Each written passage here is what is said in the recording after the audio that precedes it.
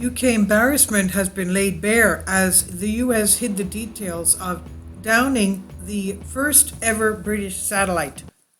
Ariel 1 was Britain's first ever satellite to be sent into space, but when the US accidentally nuked it during nuclear bomb experiments, the White House failed to tell Westminster straight away. So that's how they did it. Accidentally, of course. Yesterday marked the 60th anniversary of Ariel 1 satellite. It was the first British satellite and the first satellite in the Ariel program. It was launched in 1962 and it made the UK only the third country to operate a satellite after the Soviet Union and the United States. Ariel 1 was constructed in both the UK and the US by NASA's Goddard Space Flight Center and SERC. It was under an agreement reached between the two countries in 1959 and 1960. And its mission was to investigate the Earth's upper atmosphere, studying the effects of X-ray radiation from the sun. The scientific satellite had performed faultlessly until transmission ceased suddenly on July 13th.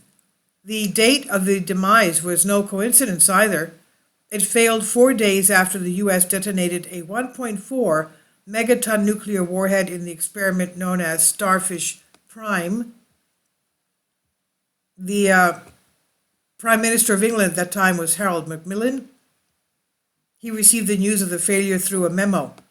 Now, it took place high in the atmosphere, around 400 kilometers, that's 250 miles above the Pacific Ocean. The explosion, the test explosion, the world's most powerful altitude nuclear test, created an electromagnetic pulse, an EMP, strong enough to disrupt global radio communications and even blow out street lights on the ground in Hawaii. It also created a new temporary radiation belt around the Earth. The belt was ultimate match for the Ariel 1 UK satellite that led to its destruction. The UK government document detailed the satellite's fate remained locked away for 50 years. The article for BBC's Future said it was a clear way the documents were kept marked as top secret for so long, while NASA realized almost immediately that what had happened to the satellite, the UK was, of course, embarrassed and kept it in the dark. When British officials pieced together the story, Lord Hailsham, the science minister, was the one to tell the Prime Minister, Harold Macmillan. His 1962 memo, typed over 2 pages, relates the saga. Quote, although badly wounded in his solar paddles, he is not quite dead. He still utters intermittently, sometimes intelligibly. He may still improve sufficiently to tell us something of value, though he can hardly say, merrily shall I live now, end quote. Of course, the Lord was referring to the satellite as a he being Ariel. So they gave him a masculine name. Lord Hailsham's memo suggests that the UK's financial loss from the projects was relatively small compared to the US, who put up the bulk of the cash. He added that the satellite had already proved its scientific worth. He said, we have got a great deal out of him, meaning the satellite, during his life, his short life, but rather nasty, not brutish. Now, before his accident, the Lord said he had transmitted for approximately 1,000 hours, and it will take at least a year to analyze the significance of what he has said, he being the satellite.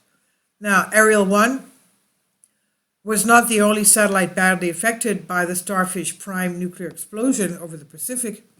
The test also has been blamed for the premature failure of the world's first TV communication satellite, the Telstar, while Lord Hailsham warned that the real moral about the high-level explosion is the need for the test ban treaty.